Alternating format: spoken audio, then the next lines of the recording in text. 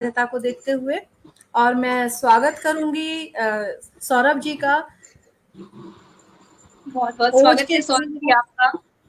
बहुत बहुत स्वागत है। नमस्कार जी। नमस्कार नमस्कार। मेरी मैं नमस्कार। ऑडिबल हूँ?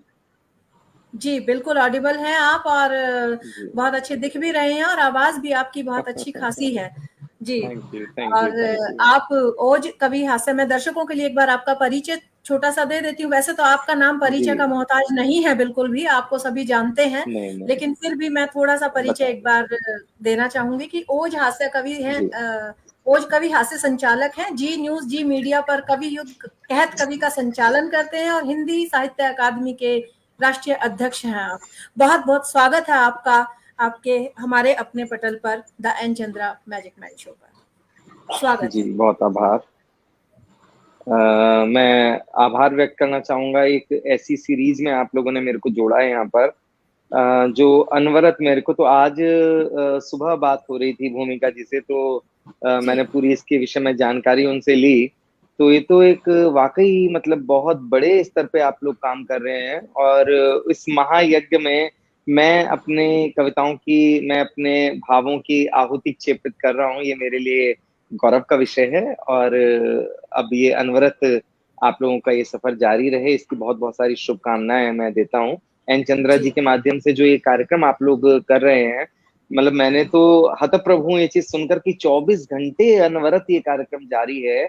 और कई दिन का ये कार्यक्रम है जिसमें मेरे को 1 घंटे के लिए आप लोगों के साथ यहाँ पर रहना है। मैं बहुत बहुत जी। सारी शुभकामनाएं देता हूँ, बहुत बहुत आभार व्यक्त करता हूँ।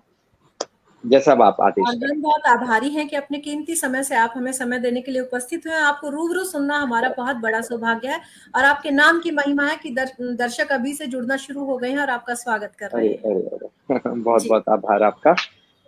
मैं कहें तो मैं मेरा काव्य पाठ शुरू करूं, जैसा आप आदेश करें। जी, स्वागत है। हम देखिए, प्रतीक्षारत हैं। मंचीय मंचीय जो काव्य पाठ हम लोग करते हैं वो प्राय अलग होते हैं इस तरीके के कार्यक्रमों से। जी और वो भी जब जब एक साहित्यिक आयोजन मेरे सामने है, और देश भर के नहीं बल्कि मैं कहूंगा कि विश्व के वो तमाम साहित्यकार इससे जुड़े हुए हैं, इस पटल पर वो न केवल काव्य पाठ कर चुके हैं अपितु दर्शक दीर्घा में भी वो लोग सब जुड़े रहते हैं। पूरा विश्व आप लोगों के साथ है, ये एक बहुत बड़ा मैं कहूंगा कि उपलब्धि का कारक हो सकता है। ऐसे में कुछ एक वो कविताएं जो मैं मंचों पर तो बहुत कम पढ़ता हूँ, लेकिन मेरे को पसंद है वो कविताएं, वो मैं आप लोगों के सामने रखना चाहूंगा। जी, स्वागत है। नंदिनी जी भी साथ में है, मैं संचालिका जी का भी आभार व्यक्त करता हूँ। एक कविता मैंने खाकी को समर्पित की थी, अगर अनुमति दें तो मैं वो कविता आप लोगों को सुनाना चाहूंगा। खाकी यानी कि पुलिस, पुलिस की वर्दी, उसको जी समर्पित मेरी एक कविता है, वो मैं निवेदित करता हूँ, सुनिएगा। जी, स्वागत। मेरे आदर्श कवि रहे हैं डॉक्टर उर्मिलेश शंखदार जी। जब मैं बिल्कुल नया नया मंचों पर आया था, तब मैं किरण जी बहुत बहुत आभार आपका। जब मैं बीएन सिंह जी, सब अब बहुत अनवरत सबके मैसेज आ रहे हैं, सबका बहुत बहुत मैं आभार व्यक्त करता हूँ। जब मैं नया नया हिंदी काव्य मंचों पर आया था, तब मैं जुड़ा था डॉक्टर उर्मिलेश जी से, और काफी लंबा अरसा रहा जब मैं उनके साथ काव्य पाठ, उनके साथ यात्राएं करता रहा। तो उनकी धुन पर मैंने एक कविता लिखी है खाकी पर, वो मैं आप लोगों तक पहुंचाता जी हूँ, उनकी स्मृति कीजिएगा। और पंक्तियां मैं देता हूँ, सुनिएगा। कि जी, जान स्वागत। से है प्यारा जिन्हें अपना वतन, जान से है प्यारा जिन्हें अपना वतन, चहूं और शांति जो चाहते शमन, आहुति दे प्राणों की जो करते हवन, आओ चलो मिल कर खाकी को नमन, आओ चलो मिल कर खाकी को नमन, आओ चलो मिल कर खाकी को नमन, आओ चलो मिले करें खाकी को नमन। और क्या है खाकी? कि वज्र में है ढालती हमारे देश को, वज्र में है, बहुत बहुत आभार किरण जी, कि वज्र में है ढालती हमारे देश को, रंज से निकालती हमारे देश को, मंजिलों उछालती हमारे देश को, खाकी ही संभालती हमारे देश को, बापू। खाकी जो विलोम होता विश्राम का, पर्याय होता है ये संग्राम का। खाकी सर्वनाम होता अविराम का, आदि होता है सुखद परिणाम का। आग है अनुभव करो जरा तपन, आग है अनुभव करो जरा तपन।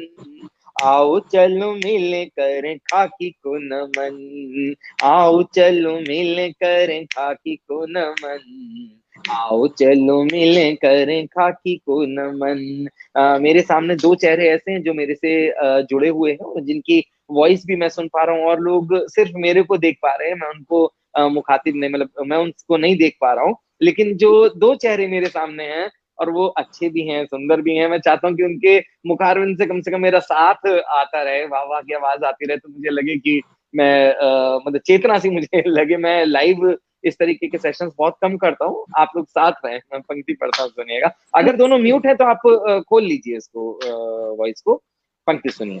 कि जान से है प्यारा जिन्हें अपना वतन, आओ चलो मिले करें खाकी को नमन। मृत्यु के समक्ष सीना तानते हैं वो, क्या है ये खाकी वर्दी, कौन है ये पुलिस वाले, कि मृत्यु के समक्ष सीना तानते हैं वो। होली और दिवाली नहीं जानते हैं वो, पर उनकी होली अगले दिन मनती है, उनकी दीपावली अगले दिन मनती है। वो रंग से इसलिए वंचित होते हैं ताकि हम लोग रंग से सराबोर हो सकें। उनके यहाँ दीपावली की मिठाइयां बासी जाती हैं क्योंकि हम लोग ये चाहते हैं कि हम लोग दीपावली का पूजन अपने मन के साथ कर सके, अपने उस दिन कर सके जिस दिन वो होता है। मैं पंक्ति पढ़ता हूं, सुनिए। कि मृत्यु के समक्ष सीना तानते हैं वो, होली और दिवाली नहीं जानते हैं वो, पर्व की खुशी न पहचानते हैं वो, फर्ज से न ज्यादा कुछ मानते हैं वो जो धारते हैं सिंह टोपी शीश पर, जिन्हें है भरोसा माँ के शुभाशीष पर, जिन्हें है भरोसा माँ के शुभाशीष पर, है यकीन जितना यकीन ईश पर, न्याय टिका है तुम्हारी तफ्तीश पर, न्याय टिका है तुम्हारी तफ्तीश पर। खाकी न्याय को न होने देगी यूं दफन, खाकी न्याय को न होने देगी यूं दफन। आओ चलो मिले करें खाकी को नमन, आओ चलो मिले करें खाकी को नमन। जान से है प्यारा जिन्हें अपना वतन, जान से है प्यारा जिन्हें अपना वतन, आओ चलो मिले करें खाकी को नमन। और इस कविता का वो महनीय बंद देता हूँ जो मुझे बहुत प्रिय है, और मैंने जिस तरीके से उस खाकी के उन सितारों का, उस खाकी रंग का, उस बेल्ट का, उस कैप का जो जिक्र किया है, वो अपने इस बंद के माध्यम से मैं आपको सौंपता हूँ, सुनिएगा।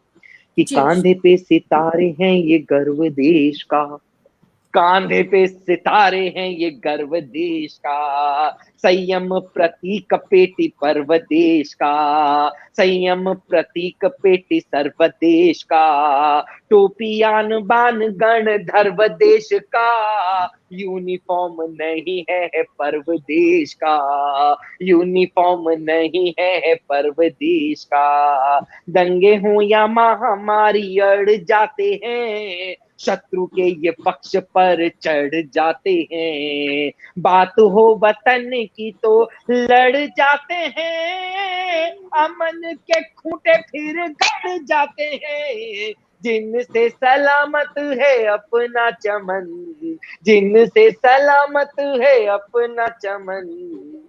आओ चलो मिले करें खाकी को नमन, आओ चलो मिले करें खाकी को नमन। जान से है प्यारा जिन्हें अपना वतन, आओ चलो मिले करें खाकी को नमन। बहुत बहुत आभार आपका, बहुत बहुत धन्यवाद। बहुत सुंदर। आपकी वॉइस कट रही है। हाँ, ममता जी, ममता लड़ीवाल जी साथ में है। ये तमाम मेरे वो साथी लोग हैं जो मुझे मेरी हर पोस्ट पर बहुत साधुवाद देते हैं, मेरे साथ फेसबुक पर ये पूरा का पूरा परिवार मेरे साथ चलता है, मेरे साथ जुड़ा रहता है। तमाम लोग इस समय मेरे सामने, बीएन सिंह जी, तमाम जितने भी लोग हैं, मैं सबका आभार व्यक्त करता हूँ। और बहुत अब से जैसा आप दर्शक लोग आपसे आदेश जुड़ करें। चुके हैं सौरभ जी, मैं सभी का नाम ले जी पाने जी में जी असमर्थ हूँ, क्योंकि अगर मैं नाम जी लेने जी जी लगी जी जी, तो हम आपको बहुत सुनने से लंबा समय वंचित रह निकलेगा। जाएंगे। मैं सभी बिल्कुल दर्शकों सही। से जी माफी बिल्कुल। मांगती हूँ। जी। जी जी जी जी जी। और इन दिनों की मेरी एक चर्चित कविता है जिसने मुझे मंचों पर बहुत प्यार दिया है, और वो जी, है इतिहास को लेकर के। भारत का जो स्वर्णिम इतिहास रहा है उसको लेकर के कविता। वंदे मातरम, बहुत बहुत आभार सबका। अ, वो कविता मैं आप लोगों तक पहुंचाना चाहता हूँ। और आप विश्वास मानना, ये मेरे जब ये मैंने कविता लिखी थी उन जी, दिनों मैं एक कार्यक्रम में गया था, राजस्थान का कार्यक्रम था। तो चित्तौड़गढ़ के साय में वो कवि सम्मेलन आयोजित हुआ था, और जो राणा परिवार के लोग आज भी हैं वहां पर, वो उस कार्यक्रम के मुख्य अतिथि थे। तो जब वो क्या लोग बात। आए और मैंने वहां पर काव्य पाठ किया तो वो बहुत प्रभावित हुए मेरी कविता से। तो मैंने उन लोगों से आग्रह किया कि मेरी कल शाम को मेरे को निकलना है, रात की मेरी फ्लाइट है, और अगर अनुमति आप दें और अपना साथ मुझे दें तो मैं चित्तौड़गढ़ आपके साथ घूमना चाहूंगा। तो वो अगले दिन मेरे को सुबह ठीक 9 बजे होटल पर मेरे से मिलने आए, और फिर हम लोग उनके साथ चित्तौड़गढ़ घूमने गए। तो जब हम वो किला घूम रहा था, और महारानी पद्मावती का जो महल था, महारानी पद्मिनी का जो महल था, वहां पर हम लोग गए। जी, और ये बताया गया कि एक विशेष स्थान पर, कि यहाँ पर शिल्पा जैन जी बहुत बहुत आभार, कि जहाँ पर एक विशेष एक ऐसा स्थान था जहाँ पर ये बताया जाता है कि यहाँ पर जौहर हुआ था, और वो मिट्टी से ढक दिया गया। बोले कि इसको इसलिए ढक दिया गया क्योंकि वो गहरा था, तो उसमें कई कई बार लोग गिर जाते थे। तो वो बोले कि जी, आज भी बरसात जब होती है तो नीचे से हड्डियां ऊपर आ जाती हैं। मैं ये चीज सुन करके थ्रिल हो गया था, मैंने कहा आज भी ऐसा है। और मैंने उन लोगों से एक आग्रह किया कि ये वॉइस आ रही है कोई फोन की, थोड़ा सा देख लीजिए। तो मैंने उन लोगों से एक आग्रह किया कि अगर थोड़ी देर आप मुझे यहाँ पर छोड़ें तो मैं रुकना चाहता हूँ और ठहरना चाहता हूँ इस जगह। तो वहां पर मैं थोड़ी देर रुका, और जब आकर के उन्होंने मुझे हिलाया तब मैं होश में आया। मेरा पूरा का पूरा ये सब पूरा सब गीला हो चुका था, या तो रोया था या आंसू थे, मुझे नहीं पता। लेकिन मैंने वो दहक महसूस की थी, और वहां पर मैंने इतिहास कविता लिखी। अगर अनुमति दे ये मंच तो मैं वो जी, आप लोगों के बिल्कुल, सामने बहुत रखना ही अद्भुत अनुभव आपका, और अब तो हम भी बहुत उत्सुक हैं ये जानने के लिए, सुनने के लिए। चाहूंगा। मैं सुनाता हूँ। मेरी बहुत ऊर्जा लगती है इस कविता में, लेकिन क्योंकि अच्छा क्या है कि जब मंच होता है और सामने लाखों लोग बैठे हुए होते हैं श्रोता, तब एक माहौल अलग होता है। लेकिन मैं कोशिश करूंगा कि मैं उसी ओज के साथ, उसी तेज के साथ ये कविता आप लोगों तक पहुंचा सकूं। सुने मैं आपको एक कि जानकारी की बहुत। छोटी सी बात कहना चाहूंगी सौरभ जी, कि यहाँ पे भी हजारों से ऊपर दर्शक आपको देश विदेशों में सुन रहे हैं। जी जी जी, बहुत बहुत जी, आभार, बहुत बहुत धन्यवाद। और तो मैं निरंतर ऐसा आपके महसूस कर लेता हूँ, मैं कमेंट कर। जी, मैं आपको बताऊं, ये सामने एक्चुअली मैं ही दिखाई दे रहा हूँ, और ये जो मैं दिखाई दे रहा हूँ, मैं मेरे को कविता सुना रहा हूँ, मतलब चलिए कर आप ये भी एक महसूस कीजिए, अनूठा देखिए, अनुभव कवि और कल्पना का तो बेटा पानी। चोली दामन वाला साथ होता है।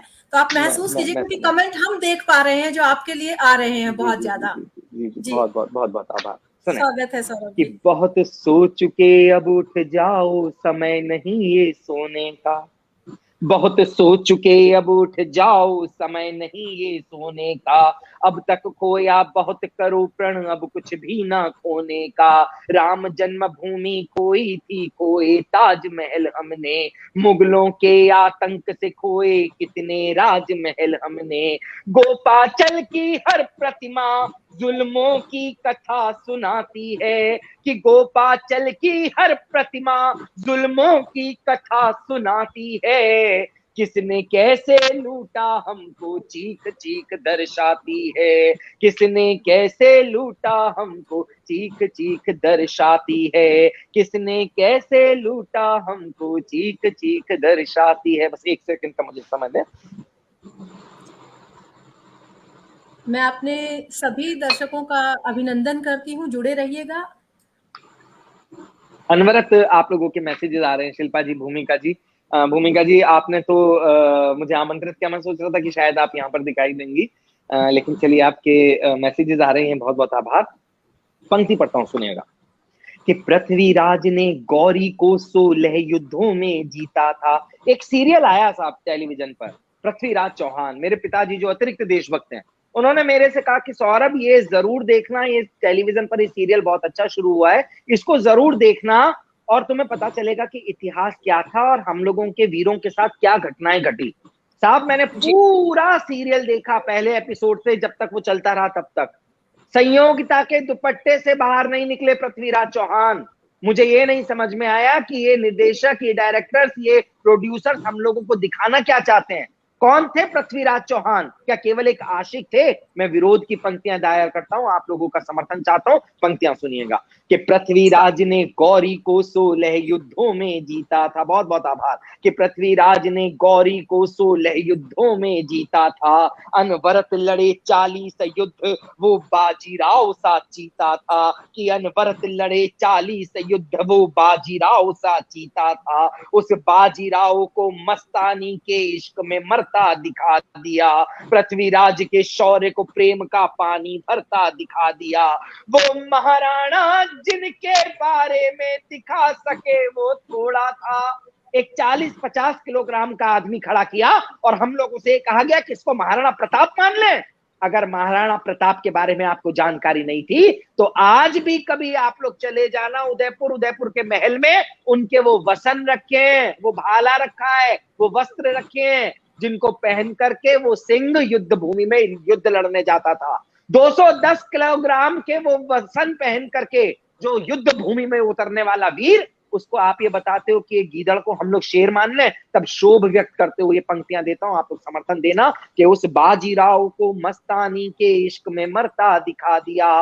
वो महाराणा जिनके बारे में दिखा सके वो थोड़ा था। कि वो महाराणा जिनके बारे में दिखा सके वो थोड़ा था। जिस भाव को छू पाए उससे कहीं ज्यादा उनका घोड़ा था। कि जिस भाव को छू पाए उससे कहीं ज्यादा उनका घोड़ा था। जिस भाव को छू पाए उससे कहीं ज्यादा उनका घोड़ा था। हमको बतलाया जाता है अकबर महान इतिहासों में। मेरा कोई गुरेज नहीं है मुगलों से, लेकिन जहां जहां मैं देखता हूं कि वहां वहां जहां लुटेरों को, हमारे हिंदुस्तान को लूटने वालों को जहां महिमा मंडित करके बैठा दिया जाता है और जो हमारे असली वीर हैं उन लोगों की गाथाएं छुपा ली जाती हैं, तब अंतर्मन कहीं उद्वेलित होता है और लिखने के लिए विवश होता है। मैं पंक्ति पढ़ता हूं, सुनना।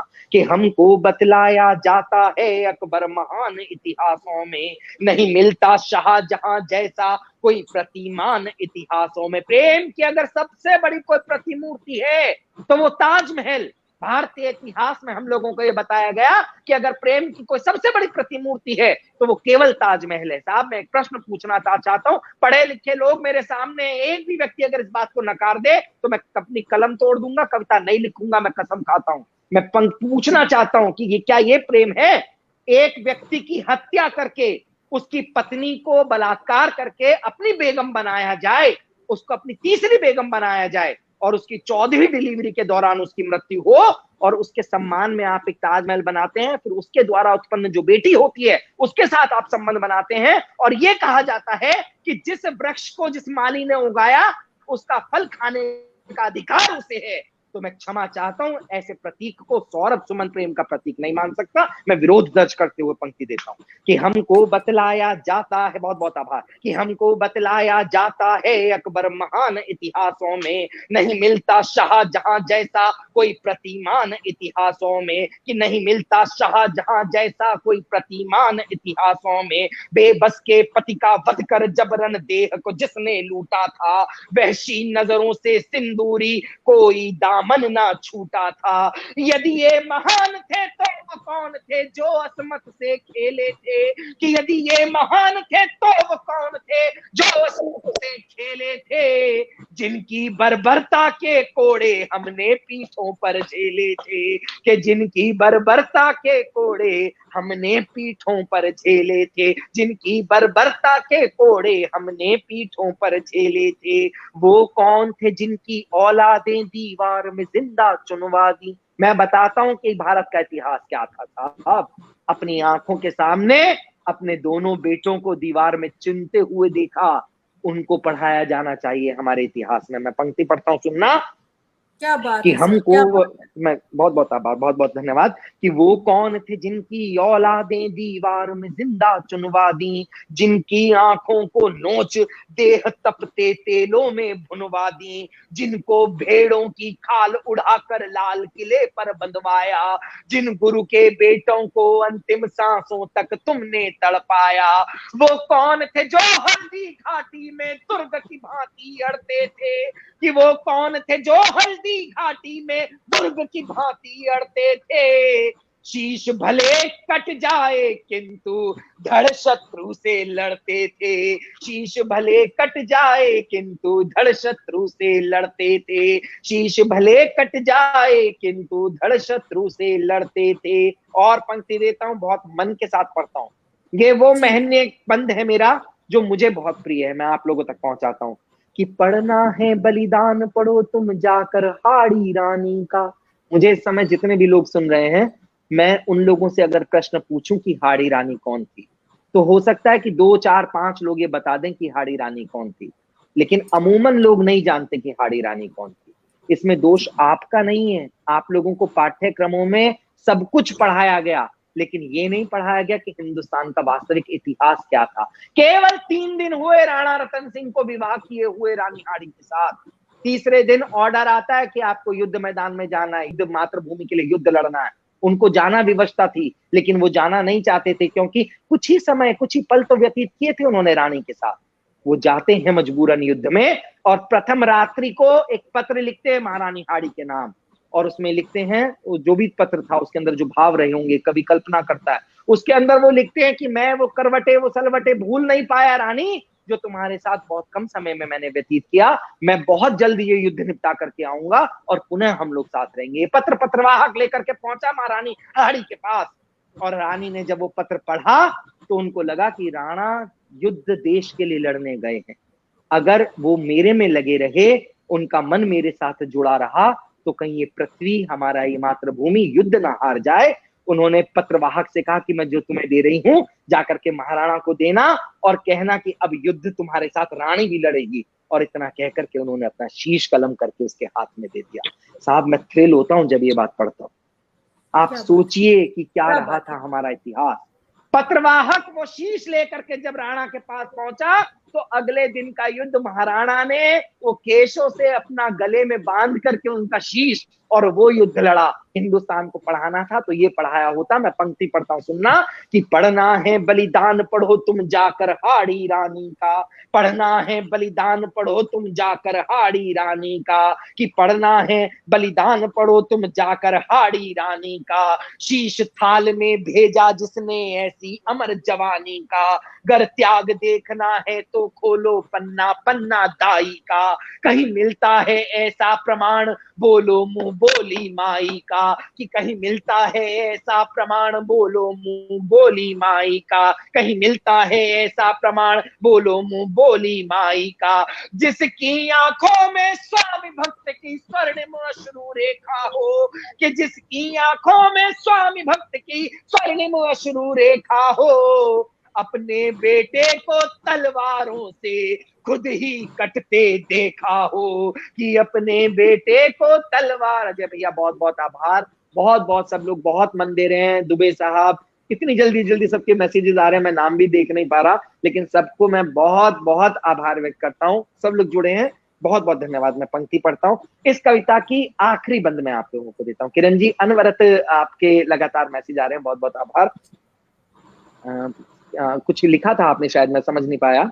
मैं पंक्ति पढ़ता हूँ, ये सुनिएगा। पीछे का सत्य आपने उजागर किया, किरण जी ने लिखा है। बहुत बहुत बहुत बहुत बहुत धन्यवाद, बहुत बहुत धन्यवाद जी। बिल्कुल बिल्कुल बिल्कुल। मैं आखिरी बंद देता हूँ, आखिरी पंक्तियां देता हूँ, जिसके कारण ये पूरी की पूरी कविता रची, वो मैं आप लोगों तक पहुंचाता हूँ। सुनना। कि गर बात करो तुम प्रेम की तो मैं एक प्रमाण अब देता हूँ साहब। अगर हिंदुस्तान में, भारत में प्रेम की सबसे बड़ी कोई प्रतिमूर्ति है, कोई उदाहरण है, तो वो भगवान राम के द्वारा बनाया गया वो समुद्र सेतु है, जो माँ सीता को लाने के लिए उन्होंने समुद्र के ऊपर तैरते हुए पत्थरों से बना दिया था। इससे बड़ा कोई और प्रतीक नहीं है। मैं आखिरी पंक्तियां देता हूं, आप लोगों तक बात पहुंच जाए। कि अगर बात करो तुम प्रेम की तो मैं एक प्रमाण अब देता हूँ, कि अगर बात करो तुम प्रेम की तो मैं एक प्रमाण अब देता हूँ। सबसे सुंदर और सबसे सुंदर तन और मन की देवी का नाम अब लेता हूँ। सौंदर्य और चारित्र का तो संयुक्त रूप पद्मावती थी, कि सौंदर्य और चारित्र का तो संयुक्त रूप पद्मावती थी। वो शील गुणों की धारी छत्राणी थी, वीर थी वो सती थी। खिलजी से युद्ध लड़ा जाकर, के खिलजी से युद्ध लड़ा जाकर फिर पति को मुक्त कराया था। खिलजी से युद्ध लड़ा जाकर फिर पति को मुक्त कराया था। गोरा बादल का देश प्रेम तब सबके सन्मुख आया था, कि गोरा बादल का देश प्रेम तब सबके सन्मुख आया था। खिलजी ने चिड़ चित्तौड़ को घेरा, थके भूख से पस्त हुए। चारों तरफ से घेर लिया गया साहब चित्तौड़ का गढ़। चित्तौड़ के गढ़ की एक खूबी है कि वो अजय है, उसको जीत नहीं पाया कोई। 7 द्वार है ऊपर तक जाने के। चारों तरफ से 1 लाख सैनिकों ने उस पूरे के पूरे गढ़ को घेर लिया। ना कोई बाहर आ सकता था, ना कोई अंदर जा सकता था। हमारे बच्चे, हमारी माताएं भूख प्यास से बिलखने लगे, तड़प तड़प करके प्राण त्यागने लगे, लेकिन हमारे राणाओं ने अपने घुटने नहीं टेके। क्या स्टेप उठाया। अगर आपके मन में कहीं देशभक्ति की भावना हिल्लौरे मारने लगे तो जहां आप लोग बैठे हैं बस वहीं पर एक बार शीश उठाकर मां भारती के चरणों में वंदे मातरम एक बार कह देना। मैं आखिरी बंद आपको देता हूं, अपना स्थान देता हूं, सुनिएगा। कि खिलजी ने चिड़चित्तौड़ को घेरा, थके भूख से पस्त हुए। खिलजी ने चिड़चित्तौड़ को घेरा, थके भूख से पस्त हुए। लड़ते लड़ते राणा के सूर्य सब पूर्व दिशा में अस्त हुए, कि लड़ते लड़ते राणा के सूर्य सब पूर्व दिशा में अस्त हुए। इस खबर से पद्मिनी के दिल में विस्फोट हुए बारूद कई, कि इस खबर से पद्मिनी के दिल में विस्फोट हुए बारूद कई। शौर्यशील का बचा के वो जौहर की ज्वाल में कूद गई। क्या है ये जौहर, कैसे स्टेप उठाया महारानी ने। केवल एक बार देखा था, इतिहास में ऐसा सौंदर्य कभी वर्णित नहीं हुआ जैसा महारानी का था। इतिहास में कहीं ऐसा नहीं आया कि केवल खिलजी ने महारानी के सौंदर्य के बारे में सुना, क्योंकि देखा तो केवल एक बार आईने में दिखाया गया था। आईने में क्या देखता वो, उन्होंने केवल सुना कि ऐसा सौंदर्य है महारानी के पास, तो उन्होंने उस सौंदर्य की प्राप्ति के लिए 1 लाख सैनिकों के साथ गढ़ पर चढ़ाई करी। लेकिन क्या किया महारानी ने उस सौंदर्य के साथ, उस अथाह सौंदर्य के साथ, वो सुनना और मुझे आशीर्वाद देना कि मेरी कलम दोबारा कोई ऐसी कविता लिख सके। पंक्तियां पढ़ता हूं, सुनना। कि इस खबर से पद्मिनी के दिल में विस्फोट हुए बारूद कही, शौर्यशील का बचा के वो जौहर की ज्वाल में कूद गई। अप्रतिम था सौंदर्य रूप, अप्रतिम था सौंदर्य रूप जो मोम की भांति गला दिया, कि अप्रतिम था सौंदर्य रूप जो मोम की भांति गला दिया। खिलजी के मुंह पे थूक के तन तपती लपटों में जला दिया, कि खिलजी के मुंह पर थूक के तन तपती लपटों में जला दिया। खिलजी के मुंह पर थूक के तन तपती लपटों में जला दिया। पूजा की थाली का प्रसाद कुत्तों का ग्रास नहीं होगा, कि पूजा की थाली का प्रसाद कुत्तों का ग्रास नहीं होगा। बुनियादों पे झूठ की निर्मित अब इतिहास नहीं होगा, बुनियादों पे झूठ की निर्मित अब इतिहास नहीं होगा। बहुत बहुत आभार, बहुत बहुत धन्यवाद। यकीन मानिए आदरणीय, एक एक रोआ इस टाइम पे जिस तरह से उठ गया है और जो खून में जो उबाल एकदम से आया है, मैं वर्णन नहीं कर सकती उस भाव ये का। समझ नहीं आ रहा है कि ताली बजाएं इस पर या फिर शीश नवाएं, ये समझ नहीं आ रहा। अद्भुत। मेरी कविता की सार्थकता है कि कवि परिवार मेरे सामने। नमन है आपको, नमन इस बार सिर्फ तालियों से काम नहीं चलेगा, नमन है आप, नमन। अनवरत मैं सभी के मैसेजेस भी पढ़ रहा हूँ, बहुत स्नेह इस पटल पर मुझे मिला और विश्वास मानिए ये तो एक बहुत छोटा, किरण जी बहुत अनवरत आपके मैसेज जा रहे हैं, आभार आपका। ममता जी आप तो वैसे भी मेरे साथ जुड़े रहते हैं, आपका बहुत बहुत आभार। अनामिका जी, श्याम जी, बहुत बहुत सबका धन्यवाद। दुबे मैं साहब। सिर्फ एक बात कहूंगी सौरभ जी, ये देखिए हाँ, हाँ। इतने कमेंट्स हमारे पास आ रहे हैं कि मैं खुद को अक्षम पा रही हूँ उनको पढ़ने में। आप ये ना सोचिए आप खुद को देख के पठन कर रहे हैं, आपको सुनने वाले विश्व के एक एक कोने से आपको लोग सुन रहे हैं इस वक्त। मेरे लिए बहुत बड़ा, देखिए ये आपके पटल की महत्ता है कि पूरे विश्व में इससे लोग जुड़े हुए हैं। और जैसा कि मेरी बात हुई थी आदरणीय पंकज अंगार जी से भी और भूमिका जी से भी, उन दोनों ने मेरे को कहा इस पर आने के लिए, तो आप विश्वास मानिए, मतलब मैं यहाँ पर आकर के स्वयं को गौरवान्वित इसलिए भी महसूस कर रहा हूँ क्योंकि मेरे सामने जो सुनने वाले लोग हैं वो साहित्यकार ज्यादा हैं, वो कवि लोग ज्यादा हैं। हम लोग जब सुनाते हैं तो सामने वो लोग बैठे होते हैं जो केवल मनोरंजन करने के लिए आते हैं, लेकिन यहाँ पर मेरा साहित्यिक परिवार पूरा जुड़ा हुआ है। ये मेरे लिए आप मतलब बहुत बड़ी एक उपलब्धि की बात है और सबने इतना स्नेह दिया। मैं मन से सबका बहुत बहुत आभार व्यक्त करता हूँ और जैसा अब आप आदेश करें वैसा। हम आपकी अगली रचना की प्रतीक्षा में हैं। आप चुप होते हैं तो ऐसा लगता है जैसे घड़ी थम सी गई है निरंतर।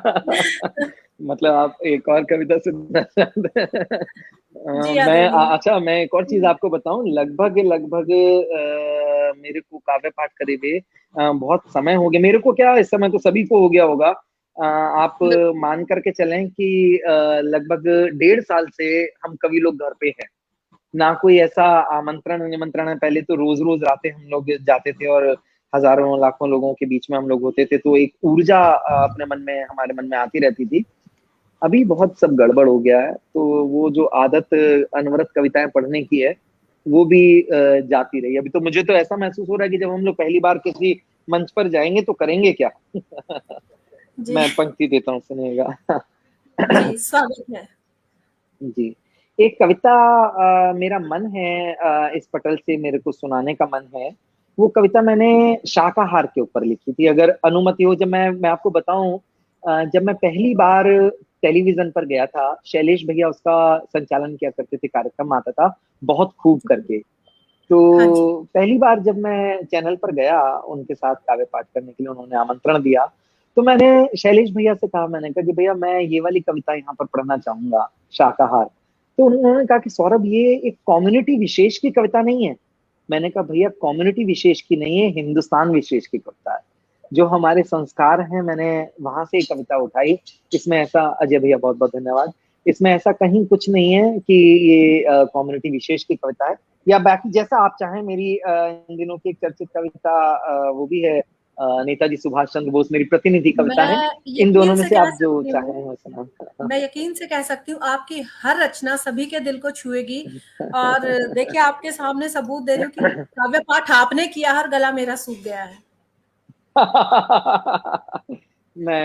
मेरे को ये समझ नहीं आ रहा कि चयन किस कविता का करूं। मुझे तो ये उम्मीद भी नहीं थी कि इतना लंबा सब चल जाएगा। चलिए मैं एक आप कविता फिर आंख बंद नेताजी करके जिस सुभाष जो, कविता का चयन करेंगे वही सबका दिल लूट लेगी।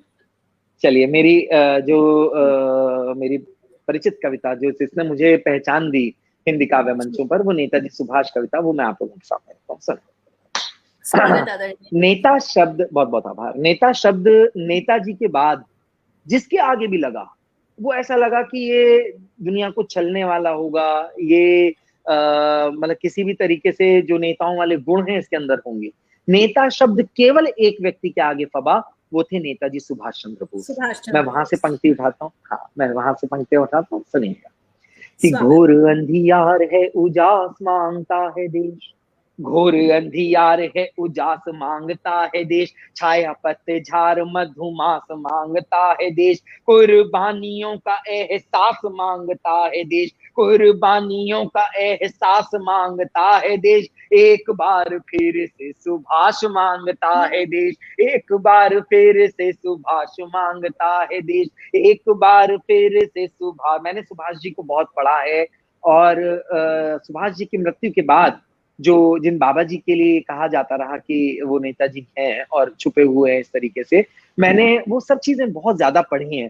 तो हो सकता है कि मैं ज्यादा उस बिंदु से जुड़ा हूं जिनसे मेरे श्रोता ना जुड़ पाए, लेकिन मैं कोशिश करूंगा कि मैं आप लोगों को अक्षरशः वहां तक जोड़ सकूं जहां तक मैं जुड़ा हूं। पंक्तियां देता हूं, सुनना। कि चंद जी काले स्वागत। पन्ने फाड़े गए हैं किताब से, अचानक नेताजी गायब हो जाते हैं।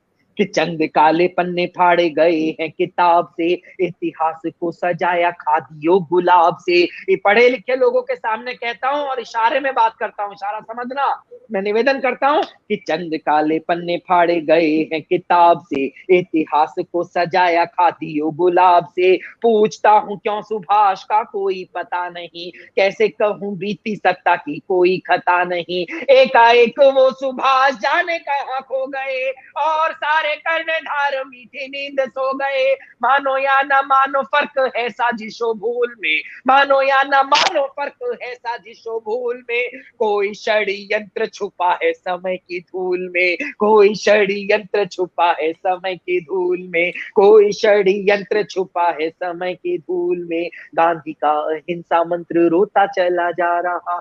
आजादी से पहले एक वक्तव्य में नेताजी ने कहा था कि आजाद होने के बाद कम से कम 50 साल हिंदुस्तान को तानाशाही की आवश्यकता है। अगर हम लोगों ने इन लोगों को आजादी के बाद लोकतंत्र दे दिया तो ये लोग संभाल नहीं पाएंगे, भ्रष्ट हो जाएंगे। साहब, भ्रष्टाचार की स्थिति क्या हो गई, एक बार आईना उठा करके देख लेना।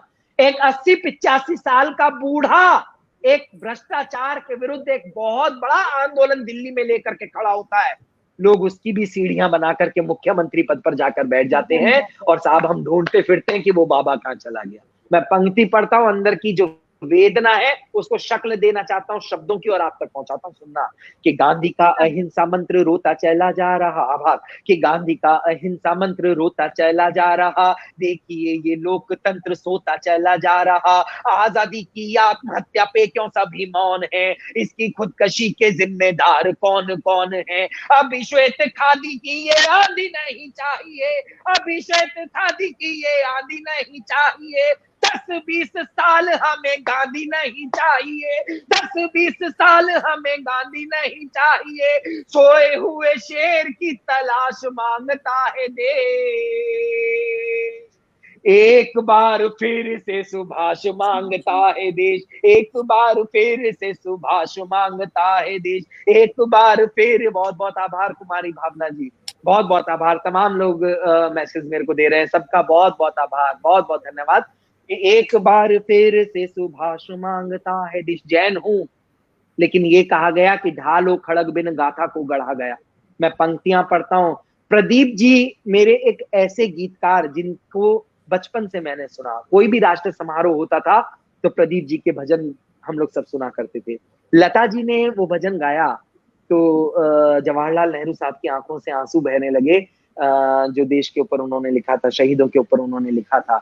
लेकिन उनकी कलम से एक गीत और निकला जिसमें उन्होंने कहा कि दे दी हमें आजादी बिना खड़ग बिना ढाल, साबरमती के संत तूने कर दिया कमाल। मैं जैन हूं, अहिंसा को मानने वाला हूं, लेकिन साहब मैं ये भी जानता हूं कि आजादी हम लोगों को केवल चरखा काट करके नहीं मिली।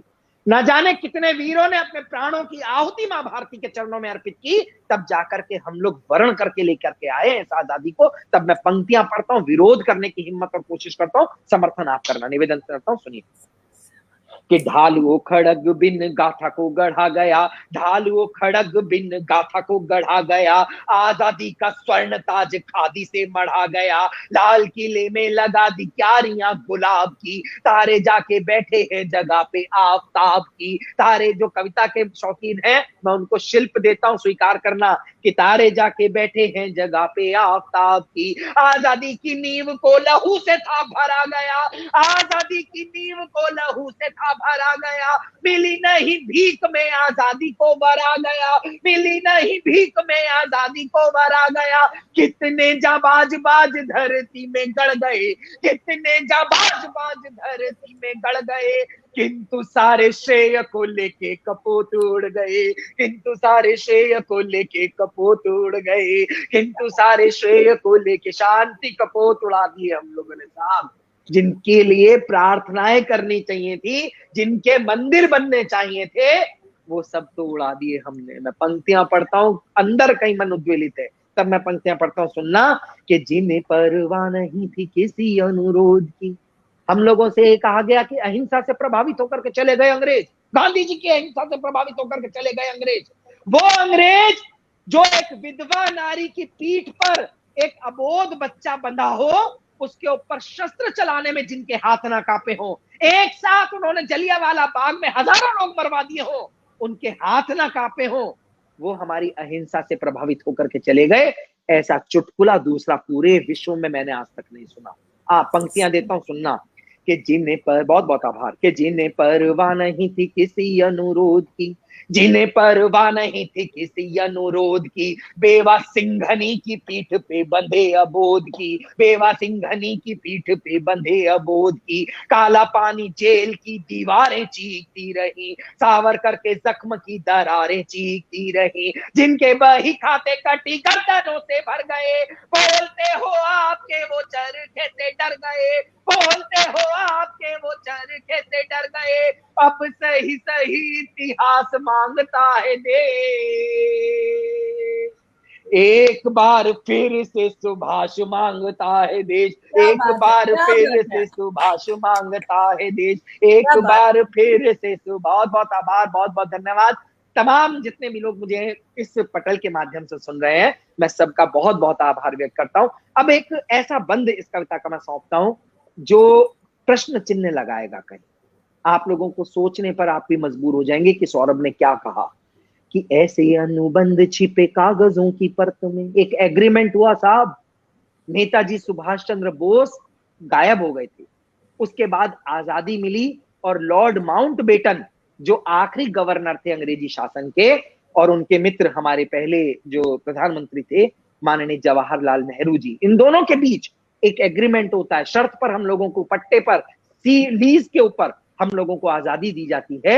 और उस एग्रीमेंट के अंदर जो शर्तें थी उनमें एक शर्त ये भी थी कि नेताजी सुभाष चंद्र बोस जीवित अथवा मृत अवस्था में हिंदुस्तान को मिलते हैं तो वो अंग्रेजी शासन को जाकर के सौंप दे। आप लोग पढ़ना इस बात को जाकर के, आज भी मैं बहुत इसको गहराई में नहीं लेके जाऊंगा क्योंकि थोड़ा गूढ़ प्रश्न है, गूढ़ बातें हैं, आप लोग समझना। आज भी संसद के अंदर 2 सीट खाली क्यों होती हैं, आज भी हम लोग रिपब्लिक क्यों नहीं होते। मैं पंक्ति पढ़ता हूं, सुनना।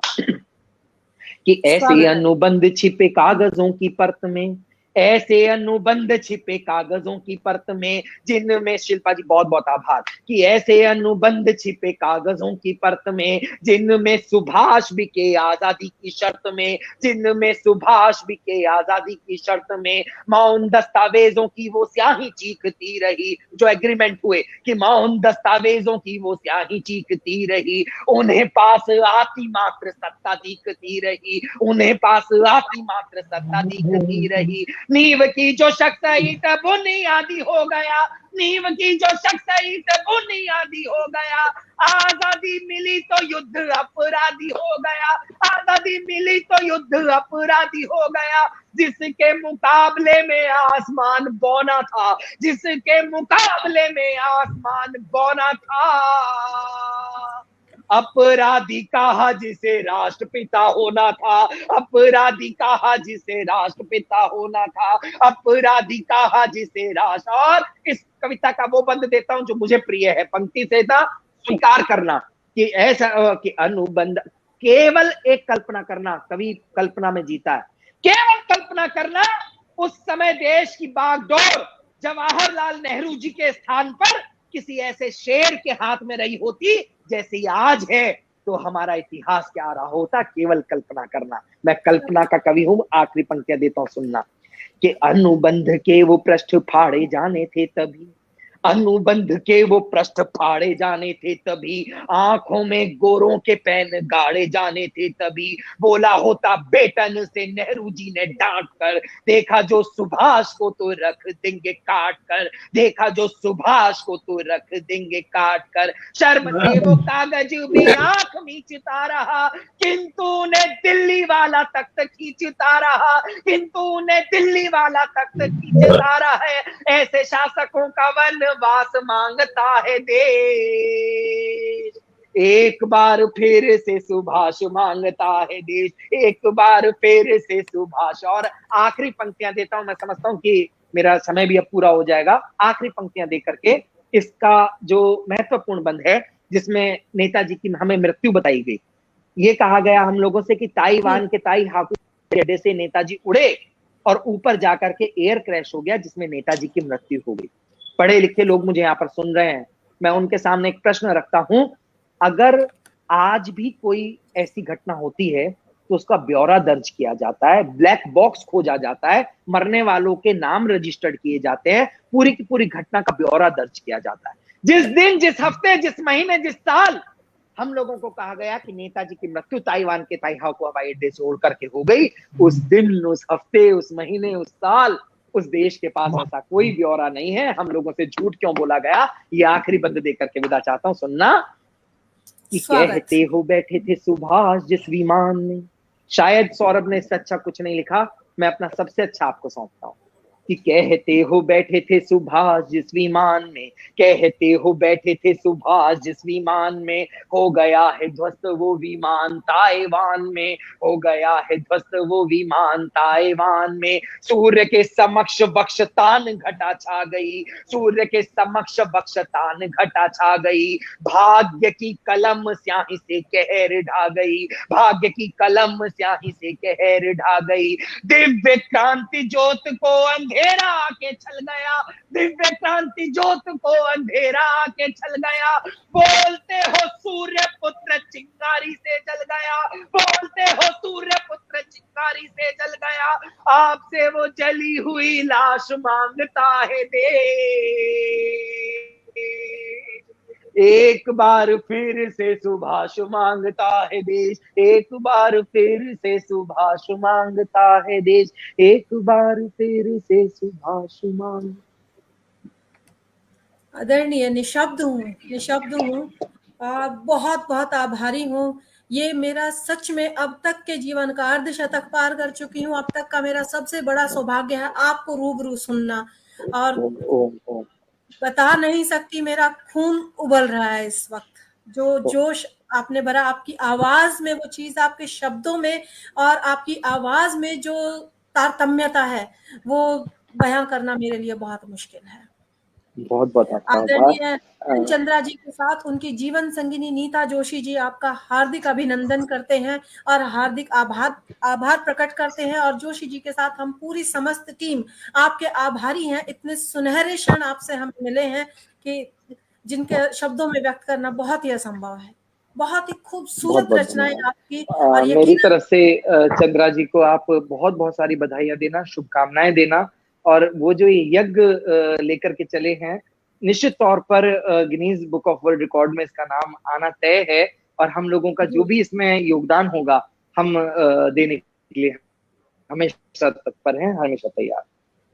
और पुनः आदरणीय, आप कहें तो मैं विदा ले लूं। समय देने के लिए बहुत बहुत आभार। हालांकि हमारे समय की प्रतिबद्धता है, इसीलिए हमें धन्यवाद प्रेषित करना पड़ रहा, अन्यथा मन तो ये है मेरे साथ साथ सभी दर्शकों का कि घड़ी यहीं थम जाए और हम आपको निरंतर सुनते रहें। बहुत बहुत धन्यवाद। बहुत बहुत धन्यवाद।